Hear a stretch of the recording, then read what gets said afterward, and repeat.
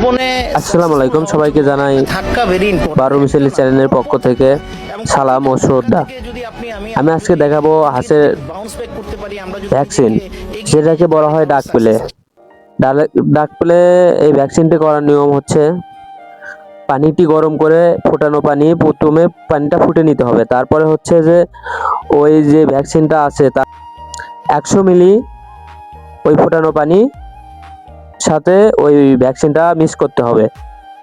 আপনি চাইলে 100 মিলির সাথেও মিক্স করতে পারেন অথবা 50 মিলির সাথেও মিক্স করতে পারেন। আর এইটার দেওয়ার নিয়ম হচ্ছে যে 1 মিলি সমান হচ্ছে একটা হাঁস, অর্থাৎ 100 মিলি সমান হবে যে একটা ভ্যাকসিন। আর এটা হচ্ছে যে ইনজেকশনের সময় আপনার হচ্ছে যে উড়াতের যে মাংস আছে সেই মাংসের ভিতর করতে হবে।